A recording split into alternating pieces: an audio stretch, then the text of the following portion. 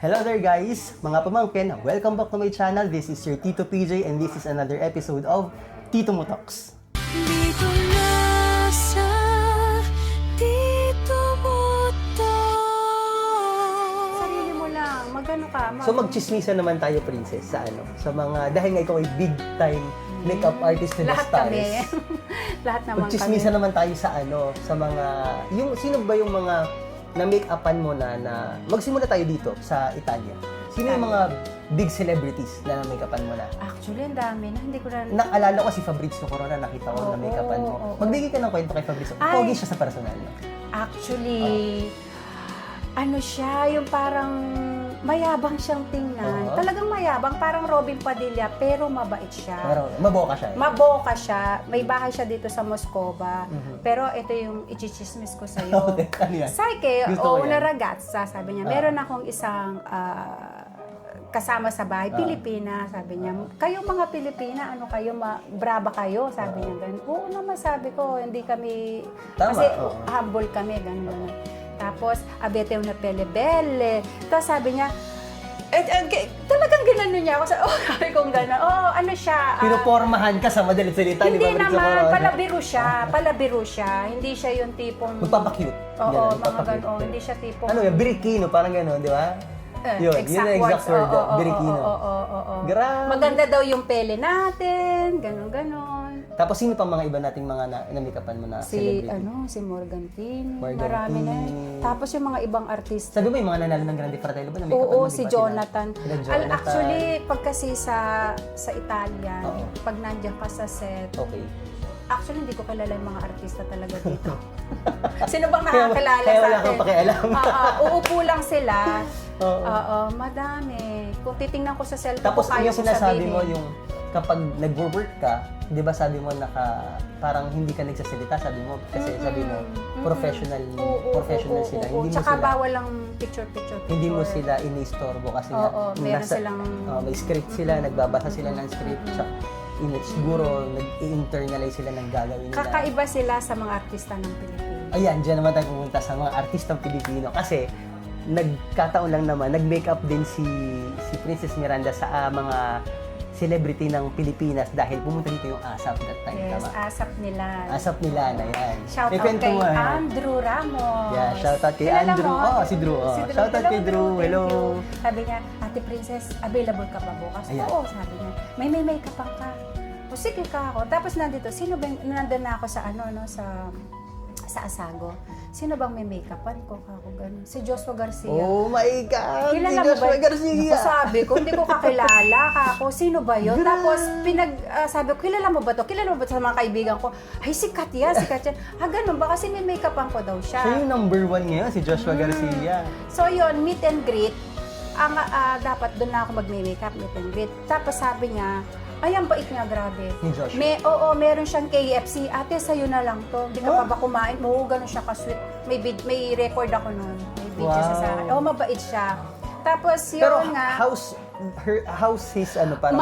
Matrivia sila, makwento sila sa trivia, yung mga... Machika sila, machika? Oo, Machika si Joshua? Oo, lalo na si Paolo Abilino. Ate, okay ka lang ba dyan? Joshua Garcia, Paulo Avellino. Yun lang naman ang mga... Oo nga talaga, thank you talaga kay Lord. Uy, ano tayo ha? Ano si Paulo Avellino? Gaano si Paulo Avellino? Kasi nung minake-upan ko siya sa meet and greet, si Joshua, sabi niya, ate ikaw bukas magme-makeup sa akin. Sige ka ako, thank you. Alam ko, familiar yung mukha niya, pero hindi ko ano yung pangalan niya. Tapos, nung big day na, nung talagang concert na nila, nagpa-makeup si Joshua, tapos si Paulo Abilino. Ay, sobra. Si Paulo Abilino, matrivia siya. Nagkukwento siya ng, hindi ko alam, yes lang ako ng yes. Ano siya? Baka mas marami pa siyang alam kaysa sa atin dito sa Italia, no? Yes. Tapos, sabi niya, turuan mo nga ako ng salita. Sige, sabi ko, sabihin mo sa stage, Ti amo tutti! Ganon. Sinabi niya daw niya. Sabi niya, ate, yung palang tinuro mo sa akin, ang daming nagkagusto. Sabi niya ganon. Okay siya. Pero cute ba si Paulo Avellino in person? Actually, siya yung tipo talagang hahabulin mo. My God! Yes. Gano'n siya kapogi? Oo. Tapos kahit na... So no wonder si Kim Chiu ay baliw na baliw kay Paula Avellino. Oo.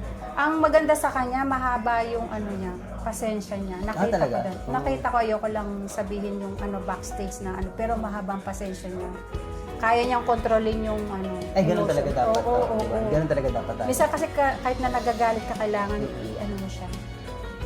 So nakita Yun. mo sila na gano'n. Mm-mm. So, ano sila, under stress, under ganyan sila, no? That time, sigurado. Oo, actually, oo. Super yung moment na yon. And then, And then, last year, sa London, minessage ako Oh my ng God. ng kanyang manager.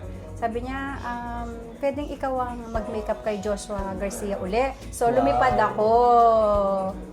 para lang make-upan si Joshua Garcia. Yes. Sabi niya, ate, salamat ha. Kasi nasubukan na kita. Kasi siya, ayaw niya ng... Actually, maano siya sa makeup, delicate. Si Joshua. Kasi, bakit? Anong skin ni Joshua? Kasi ano siya, ayaw niya ng makapal na makeup. Medyo sensitive yung dito niya. Yung meron siyang mata dito na medyo hindi ko alam kung ano yun. Sensitive yung ganito niya. Kaya hindi pwedeng kung sino-sino nag-makeup sa kanya. Ngayon, tinawagan niya ako. Nag-enjoy naman ako sa London. First time ko din nag-travel sa London. Grabe. Ang galing ni Princess, no? Pero alam mo, nag-iisip din ako. Pero siguro pag may time, gusto ko din magkaroon ng opportunity yung mga ibang the rising makeup artists na madadala ko sila sa Fashion Week. Gusto mo rin Sa- branch out kung bago No, gusto mo hindi naman. Yung parang gusto ko din silang makapasok.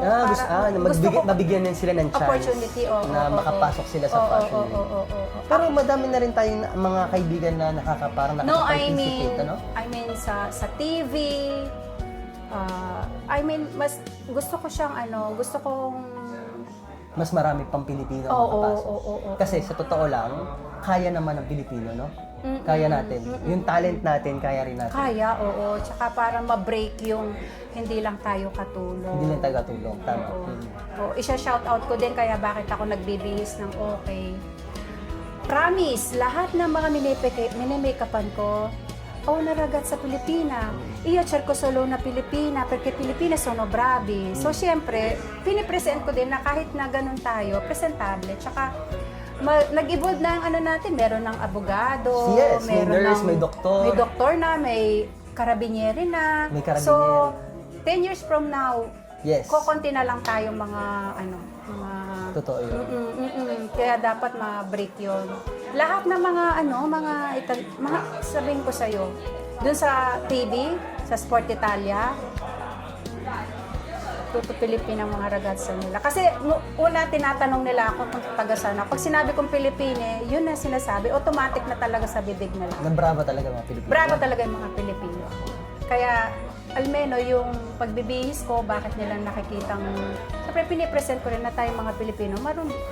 Sappiamo come seguire le moda. Certo.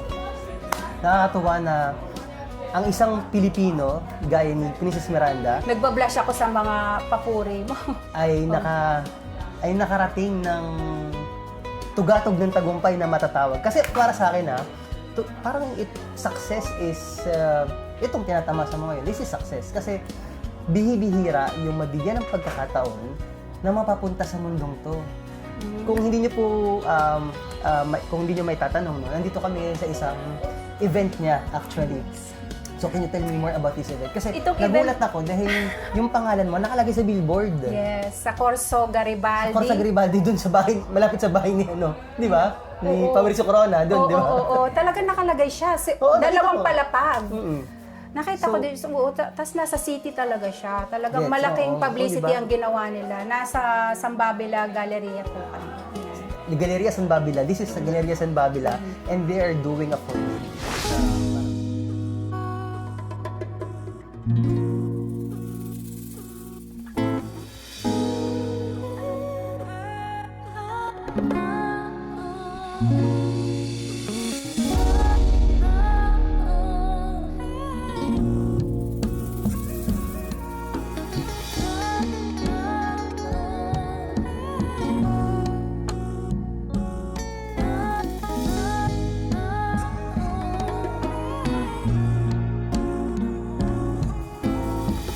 Pag minsan dumarating kasi yung bakit siya ganito, bakit wag darating din kayo sa Yung time mo.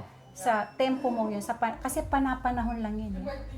Umiikot ang gulong. Kaya kung ano ko ngayon, hindi ko alam kung hanggang saan. Enjoy mo lang. Si Lord nang bahala sa'yo kung saan ka man papunta. Kasi hindi ko rin alam na makakapunta ako dito sa ganitong mga experience. Sabi Pero nga. para naman sa mga gustong, yung mismo nagme-makeup na ngayon, na alam nila na may talent sila, alam nila yung basic ng fashion. Anong masasabi mo sa kanila na paano makapenetrate ng mundo mo? Paano? Saan sila mag-umpisa? Huwag kang susuko sa pangarap mo. Enjoy mo yung pagme-makeup mo. Tapos, kasi pag alam na yung trabaho mo, nire-refer ka na ng mga tao Okay. Through referral. Pasa-parola, makukuha mo din yan. So that's it. Thank you Thank very you. much. Thank you Maraming sa time. salamat, Thank Princess you, thank Miranda. you. Kasi kailangan na po ata siya sa labas. Yung mga Thank modela you. po ay pumapasok na dito sa makeup room. Okay. Maraming salamat, Thank you Princess. so This is a much. very Grazie din sa'yo. More power sa iyong maraming salamat sa iyong channel. sa vlog sa Thank you, Tito thank Mo Talks. It's called Tito Mo Talks. Tito Motox. Okay. Wow. Thank you very much. Tito Maraming Motox. salamat. Thank you. Thank you po. So guys, ayan po si Princess Miranda. Actually, kahit sikat na, I mean, successful at sikat si Princess Miranda, dito ko na-realize na very down to earth pa rin siya. Tapos ano siya, parang workaholic siya, parang work lang siya ng work. Ganon siya talaga. So that's it guys. Maraming salamat sa pagsubaybay sa ating mga Tito Mo Talks interviews. Thank you very much. See you on my next interview. Ciao! Kung nais mong may kakwentuhan, importanteng bagay ang pag-usapan. Dito mo to